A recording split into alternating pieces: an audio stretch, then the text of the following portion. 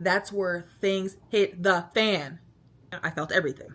The epidural never worked. So as you can see from the title, today we are going to be telling our birth story. Baby B is right here. She's perfect. She is 5 days old today, so I'm telling this like as fresh as possible. Hopefully she works with me.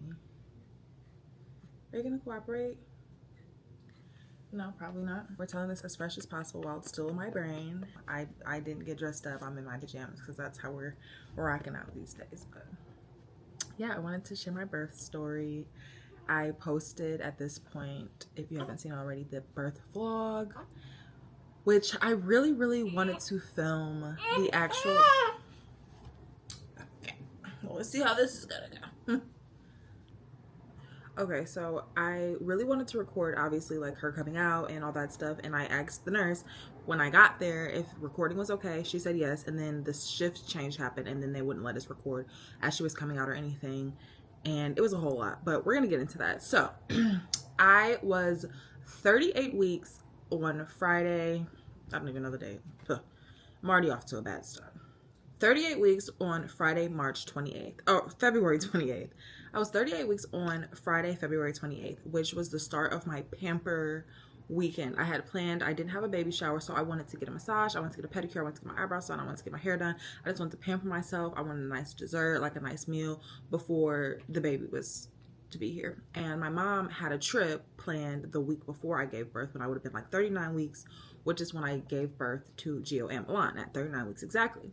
So my midwife had already told me like there's chances that the baby will come earlier just because my pregnancies have been so close back to back, and I had already been dilated and effaced and all that stuff. So I went to an appointment earlier that week, and then Friday was the day of like my pamper day. So I dropped the kids off at my mom's house that morning, and I had been having cramps and pain and contractions already like for at least 2 weeks at that point. And nothing too crazy obviously, but like I could just definitely tell like my body was starting to get ready. Like I had started getting a little sick and just not really feeling the best, very sore, very crampy, very achy. So I dropped my kids off at my mom's house Friday morning, and then I went to my hair appointment, which literally that was a whole disaster in itself. It literally took me 12 hours to get my hair done. The hairstylist was late, but anyways, y'all don't care about that. So yeah, that whole day went past, and throughout that I was having contractions and just in a lot of pain. I was sitting there, I was trying to drink water and stuff. I was in a lot of pain. So I got home late that night. The next morning, me and Kobe, we woke up, like I laid in bed a lot, and I just was like, I mean, these are my plans, my pamper weekend or whatever. But we ultimately decided we wanted to spend the day together. So he took me out to breakfast. We went to Waffle House, had a really nice breakfast. We started to walk around the mall. I went to get my eyebrows done. We got pedicures and stuff like that. And just like I was just pampering myself. He got me my push gift, which was really nice. I got a new perfume and some stuff from Sephora and a new outfit that I ended up wearing to the hospital. And yeah, but we just had a really good day and just relaxed. We didn't have the kids or anything. And then I, like, while we were walking around and stuff, like I was just having more contractions. I was having a lot of lightning crotch, like it was very severe pressure that I was feeling, like just sharp shooting pains. So we came home. I wanted to take a bath, so I took a really nice warm relaxing bath. I lit candles and I just listened to music. So yeah, I took a really nice bath. I just relaxed. I was still having contractions here and there. So after the bath, and like honestly throughout that whole last week, I was just trying to do things to get my body ready. I've been doing dates, okra water, pineapples, red raspberry leaf tea. I tried evening primrose oil, using my birthing ball, like trying the stairs, walking around, deep squats, just all the things, all the exercises. And I did try a little bit of the midwives brew that night, Saturday night, after the bath. So after I took my bath and relaxed and stuff, we wanted to go out to dinner. So we went to Bonefish Grill, which you saw in that last vlog that I did before I went into labor. So still having contractions, still in a lot of pain, but I knew like nothing crazy was gonna happen. Like I knew the contractions were ramping up in consistency, all that stuff. Also, how you get the baby in is how you get the baby out. That rings true. That has happened and worked for me multiple times. But that is kind of what was going on like early on. So I went to bed relatively late. We just kind of stayed up talking, and hanging out and stuff. I had my crumble cookies. Like, I was in seventh heaven. So we came home, I ate, and then I did some more of the ball, just was chilling that evening after dinner, and my stomach was hurting. Like, I was having a lot of loose stool. I think I mentioned that in the birth vlog. A lot of loose stool. That also happened to me when I gave birth to Gio and Milan right before that. And I also, for the first time, had like the bloody show. I had already been losing bits. That's another thing. I had already been losing bits and pieces of my mucus plug before anything. Like, before the midwife's brew or anything. Like, I had been losing a lot of that and some of the bloody show. So that just started to intensify. So I was like, okay, I think that something's gonna happen, but we'll just see. I'm looking up like how long before, like after bloody show or whatever, So it gets late. It's like 2 o'clock in the morning, I think, when I go to sleep. Maybe not. It's probably like midnight. So I go to sleep and I just keep having contractions. I sleep, I wake up and time them because they're getting bad enough to like time them. So I go to sleep, wake up, time, fall asleep. And it got to the point where like some of them would say 7 minutes because I would doze off as soon as the contraction was over. But like subconsciously I kept waking up, hitting the timer, go back to sleep. I was having contractions. So at 3 o'clock in the morning, I have a really bad one. I'm like, whoa. This is crazy. What's going on? So that contraction was relatively bad, and I got out of the bed, I used the bathroom, more mucus plug was coming out, and I was just having loose stools and stuff like that, and the contractions were like, I was having to breathe through them. Like, they weren't excruciating, but I was definitely having to breathe through them. They were very, very cramped. I have all this stuff in my nose too because I really didn't want to forget anything. I went out to the living room, and Kobe had told me, like, wake me up if you like need me for anything, but I needed one of us to be like kind of sleep, like have some type of rest. So I was cool. Like, I kind of just enjoyed the peace of it. So I was in the living room, I was laboring on the ball, I was breathing through the contractions, and that was all in my birth video. Like, I just was kind of sitting there, I was listening to my labor playlist, I was just breathing, doing some affirmations, all that stuff. So at that point, they kind of started slowing down just a tad. So I was like, okay, I'm about to just try to go back to sleep because I know I'm trying to do this unmedicated. I need to sleep. Like, I need to be rested. I don't know how long I'm going to be in labor for. So I go back to sleep. I wake up at like 5 or 6 o'clock in the morning. Again, more excruciating contractions. So at this point, I wake up Kobe. I'm like, I think it's time. Like, we need to get everything packed up. Let's start getting ready for the hospital. I call up there. I'm like, hey, this is what's going on. I explain everything. I did test positive for GBS earlier in the pregnancy, so I knew that I had to be there at least 4 hours before I gave birth, which you can't really tell, but 4 hours before I gave birth so I could get the antibiotics that I needed. So I call. I'm like, this is the situation, da-da-da-da. She's like, okay, sounds like you're in early labor, but because of the antibiotics and we don't know if you're leaking fluid or not, you need to come in, we'll check you. So take a bath, take a shower, you know, get everything packed up, eat something, and then come in. So I'm like, okay, cool. So I took another bath and I was just breathing through everything. And I got really emotional at this time. I was listening to music and I was just thinking like, wow, like this is really about to happen. Like, the kids are gone and I'm about to be a mom of 3. And I was just in the bath like crying. I was breathing through the contractions. They were definitely getting more painful. Like, I was like having to hurry up and do things in between each contraction because I had to like stop in my tracks every time they came. So we finally got everything situated. We were going to go get smoothies beforehand, so I had a little bit of energy and food in my belly, but it was Sunday at this point and nothing was open that early. We left around 9:30. So we got to the and Kobe was like, we can wait, like it'll be like 15 more minutes. I said, no, I need to get in the hospital. Like, I knew I wasn't 10 centimeters dilated, but I really need to see how far along I was. So we get to the hospital and the triage takes literally forever. Like, they have me sit down and wait even though I'm having contractions. The walk was crazy. It was freezing outside. All the doors were locked. Like, I'm trying to get into the hospital. We get to triage. They finally put us in a room and they strap me up, and it literally takes an hour for someone to come check me. So I'm strapped to this bed having contractions and no one is like coming. So they finally come in and the midwife on call checks me. It's like 11 o'clock at this point in the morning. And she's like, oh yeah, you're 5.5 centimeters dilated. So let's get you admitted. So I'm like, oh, cool. So halfway there, they admit me, they take me back to the room, and they're like, okay, we're gonna do the antibiotics. I have an allergy to one of the antibiotics, so they had to do something else, which was, before it was a dose every 4 hours, twice.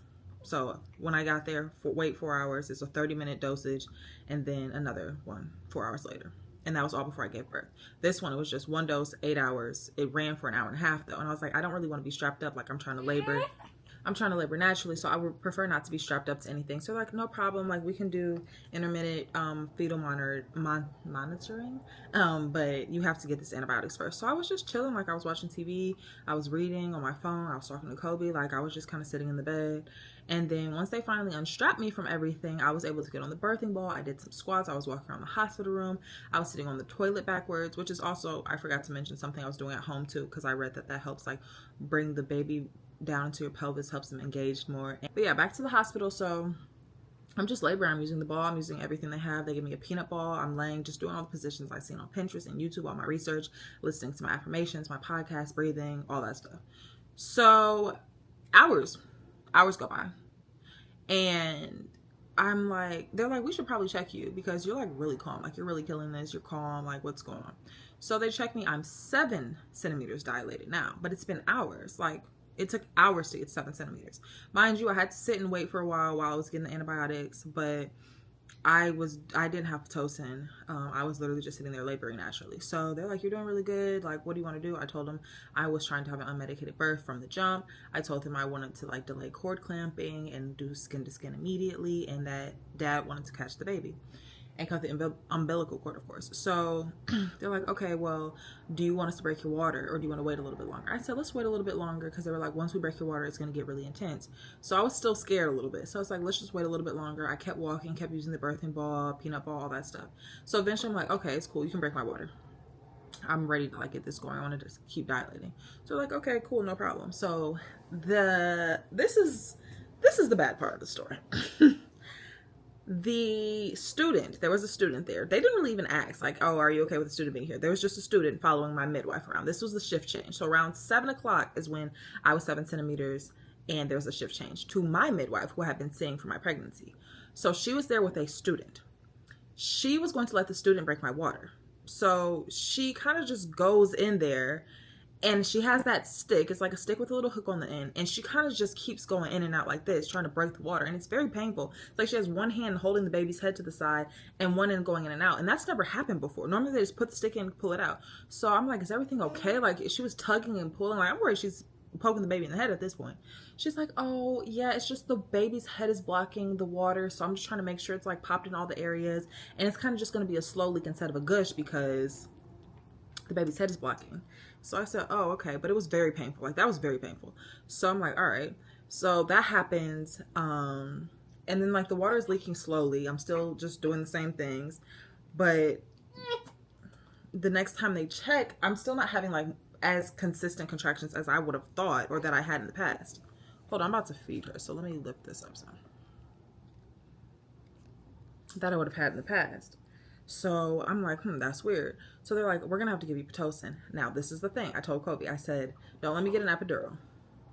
If they give me Pitocin, that's not my body doing this naturally. That's going to hurt. I heard the contractions with Pitocin are literally excruciating, and I want an epidural. Like, I cannot do that. He was like, no, you got it, you got it, you got it. So I'm sitting here like, I really would prefer not. Come on. I'm sitting here like I would really prefer not to get an epidural. I mean, to get Pitocin. Like, is there any way around this? They're like, we can try a little bit longer, but like, we're worried we broke your water. So like the Pitocin is the next route. So the one nurse is really advocating for me. She's like, let's start her on a low dose, like really, really low. And let's just see how things go. I said, okay, well, if I get the Pitocin, I'm gonna get laughing gas. Now, I don't know what y'all opinion is on unmedicated and laughing gas. I've seen unmedicated birth videos where they have laughing gas. I'm not really sure. I got the laughing gas because I'm like, I have to do something because I know these are going to be excruciating. This is where I stopped filming. You can see I have the laughing gas. That's where things hit the fan. The Pitocin took me out. In my life, I've never experienced anything more painful, like in my entire life. That Pitocin took me out. It took me out. I was using the laughing gas. It was more so to help me breathe. I felt like my uterus was being ripped in half. I felt like I was dying. I'm not exaggerating. I was screaming. I was crying in pain. And it just took a turn for the worse. And I said, I need you to check me. I'm begging to be checked. I said, I need you to turn this off. I called the nurse. I said, I cannot do this. I cannot do the Pitocin. I can't. Turn it off. Because she came up and turned it up, like intensified. I said, I don't want this. I don't want this. She was like, well, can we turn it off? Talk to the other nurse. So the other nurse was like, yeah, let's just turn it off. They turned it off. They're like, hopefully that did something. Like, let's see. I said, is this going to get out of my system? Like, or am I going to still feel this? She was like, no, it shouldn't be in your system. I definitely still felt the contractions just as bad. They were way worse than my natural contractions were. And it was god awful, truly. So I'm praying, like I'm praying to God, literally, like, God, please, like I'm giving this to you, like I'm releasing control, please, God. I'm crying, I'm begging Kobe. I'm like, I can't do this. I'm like, I need them to check me. I feel like the baby's about to come. The student comes back in by herself, no midwife. She checks me. I'm sorry, you're still out of 7. I said, I can't be out of 7. I can't be out of 7, but I'm in so much pain, writhing in pain. Like, I'm like, I should ask for a second opinion, but I couldn't even think.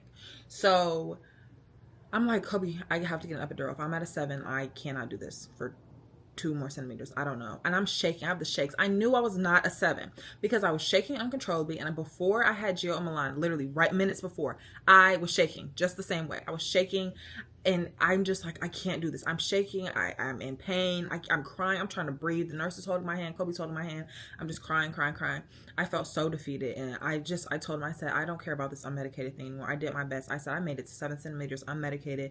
I'm very proud of that. And I said, I really did my best. But these Pitocin contractions are too bad and I can't do it. I'm begging him. He's like, you can do it. You can do it. You can do it. Don't get the epidural, please. You can do it. Let's walk. Let's walk. He's just trying to get me to just do what I said I wanted to do. I really appreciate him for that because I did want to go unmedicated. I told him that, and I said, I really did my best and I just have to be proud of that.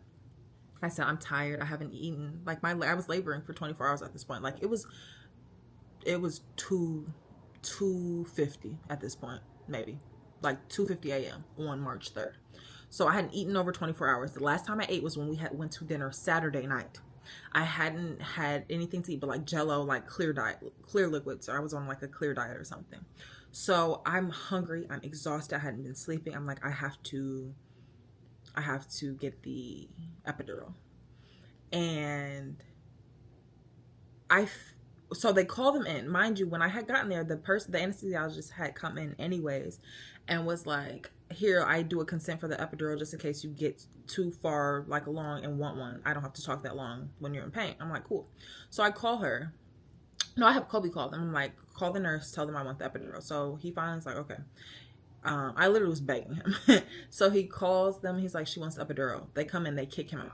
When I can't even sit up on my own. This was another indicator. I can't even sit up on my own. I'm like, I can't move. She's like, can you scoot over here? I said, no, I can't. She's like, come on, let's just scoot over here. So I'm trying to move. I'm having the contractions. I feel the urge to push. I felt like I had to poop. So I'm like, can you check me? This baby is coming out. This is before the anesthesiologist even puts anything on my back. I said, she's like, no, you're at a 7. It's okay. And this is the nurse. The midwife wasn't in there. So I'm like, no, this baby is about to come out. I have to poop. So I hear the anesthesiologist say,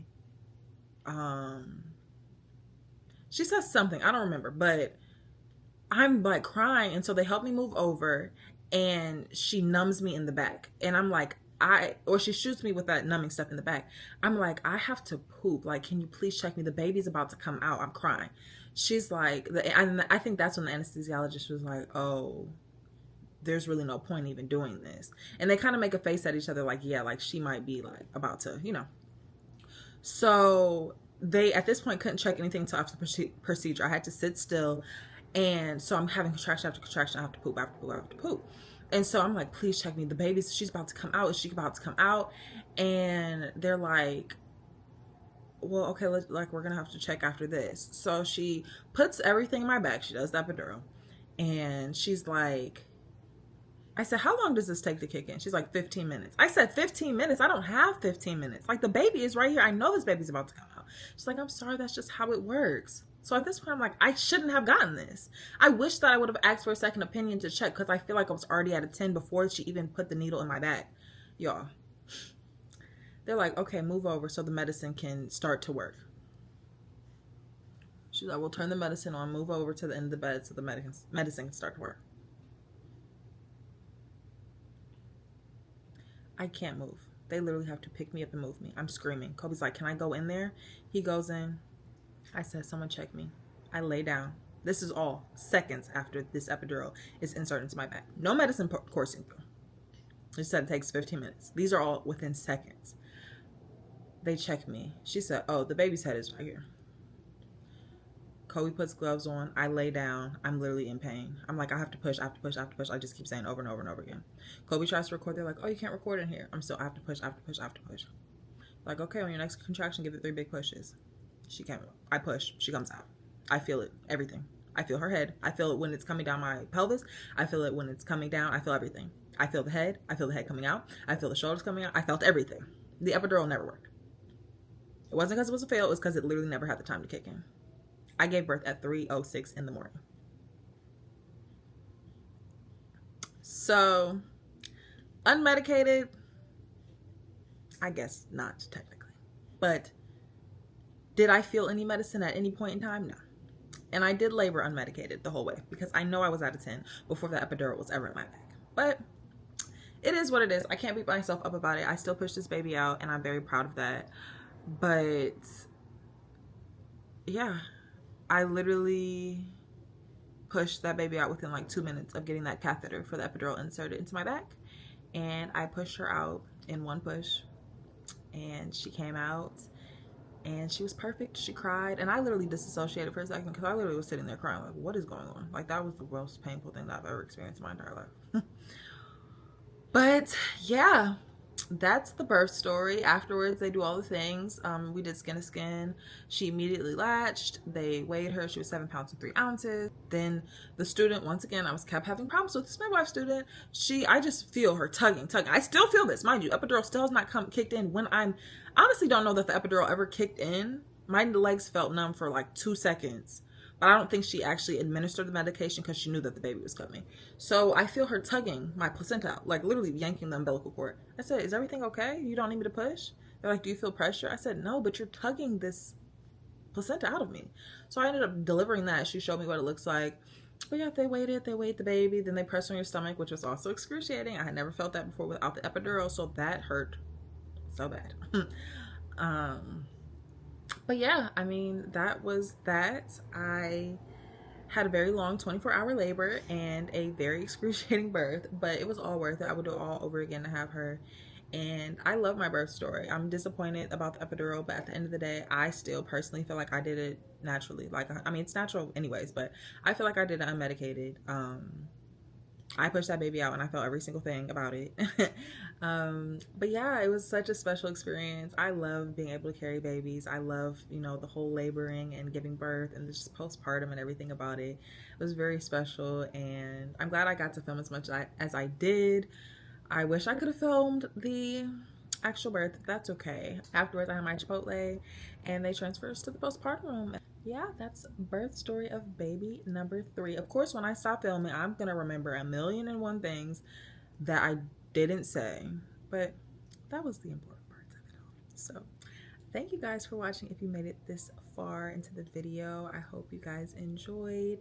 Leave any comments below if you're an expecting mama or about your birth story. I love to hear birth stories. I love to watch birth stories. And yeah, thanks for watching. I will see you in the next video.